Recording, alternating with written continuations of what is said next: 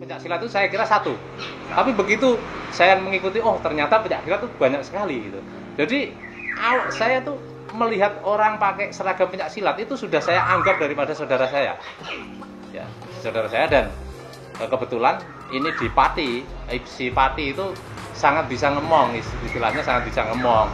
Jadi hampir tidak ada perselisihan lah antar perguruan, dan mudah-mudahan itu jangan sampai nanti sampai kapanpun Pati tetap kondusif, tetap damai gitu.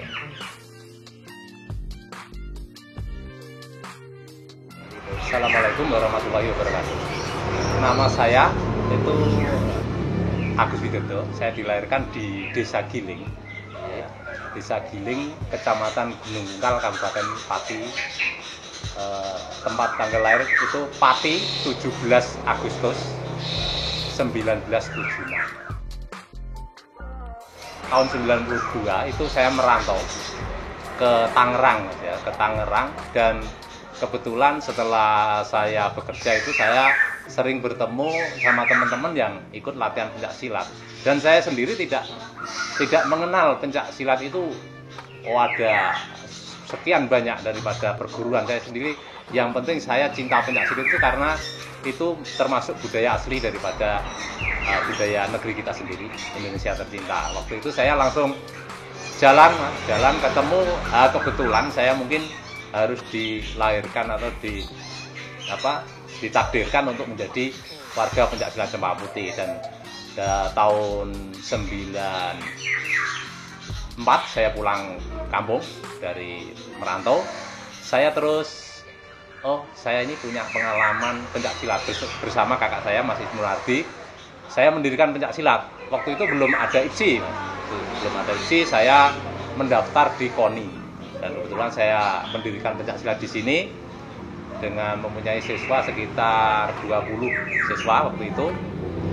Dan tahun 96 itu kita sudah mengesahkan pertama kali,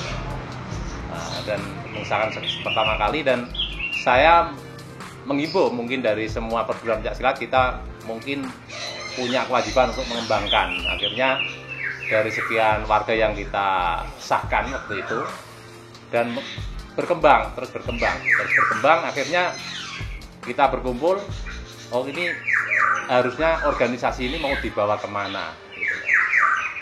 Terus akhirnya kita terus mengembangkan pencaksilat sehingga sampai sekarang pencaksilat Cempaka Putih syukur alhamdulillah sudah berkembang di wilayah Kabupaten Pati. Mengembangkan organisasi pencaksilat Cempaka Putih bukan tanpa tantangan, ya. Namanya mungkin semualah. Kalau kita istilahnya babat alas, mendirikan suatu organisasi atau perguruan, sedangkan di masyarakat sekitar itu awam dengan bela diri pencaksilat, masih awam sekali waktu itu. Itu seakan-akan kita juga dari masyarakat mungkin ada kecaman, pencaksilat itu bikin arogan segala macam. Dan saya berusaha menunjukkan dengan masyarakat sekitar bahwasanya pencaksilat itu mendidik hal-hal yang baik.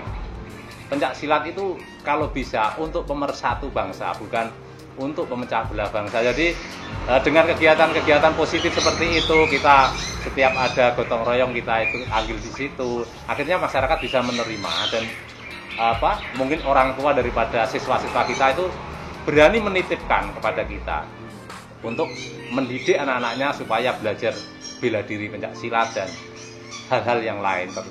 Ya tentunya tentang kesopanan dengan orang yang lebih tua, dengan senioritas. Sedangkan semua organisasi pencaksilat mungkin senioritas itu kan harus dijaga. Jadi hal-hal semacam itu akhirnya masyarakat sekitar bisa menerima kita bahwa pencaksilat itu ternyata bukan untuk gelut.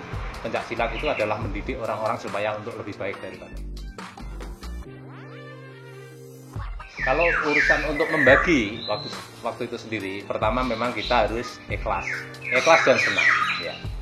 Kenapa saya seperti itu? Saya juga senang dengan organisasi saya juga senang dengan pekerjaan saya juga terutama saya juga harus senang dengan keluarga saya. Jadi saya menjalani itu dengan mengalir begitu saja. Jadi tidak ada beban kalau kita itu menjalankan sesuatu, tapi dengan keikhlasan. Jadi sampai saya itu kadang dulu, Mas, ya, saya itu ekonomi waktu itu memang bisa dibilang kurang, dan saya harus di satu sisi saya punya tanggung jawab di organisasi. Kadang mungkin dari keluarga, Pak ini kok ngurusin pencak silat terus, sedangkan keluarganya kita masih butuh uang, butuh nafkahin keluarga itu, ya kita menjalani dengan penuh ikhlas. Akhirnya apa? Akhirnya semua berjalan dengan begitu saja, dan seperti saat ini ya alhamdulillah saya sudah bisa punya lahan untuk bertani, sudah pekerjaan saya juga jalan, dan organisasi pun tetap jalan.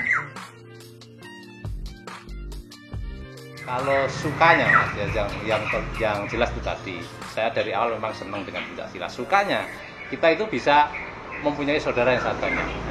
Sedangkan kalau kita cuma mencari saudara daripada keturunan daripada kakek buyut canggah kita, itu cuma berapa kalau kita hitung. Nah kalau kita berorganisasi seperti kita bisa mempunyai saudara yang ribuan, ya, bahkan mungkin puluhan ribu. Itu tanpa kita ikut pencaksilat waktu itu, nggak mungkin saya mempunyai saudara yang begitu banyak. Dan dukanya waktu latihan lah yang jelas ya, kita capek-capek merantau, pagi sore kerja, malamnya kita latihan kadang jam 1, jam 2, itu dukanya. Tapi itu saya jalani dengan, karena saya senang kapan saya bisa menjadi warga. Akhirnya ya saya jalani begitu. Akhirnya juga, oh ternyata saya sudah disahkan, nggak terasa, karena itu kita senang. Jadi kalau dibilang dukanya ya itu tadi, pas kita digebukin, disuruh blutro gitu kan, tapi ya itu kalau habis itu kan senang. Yang penting itu tadi niatnya memang saya senang dalam pencaksilat.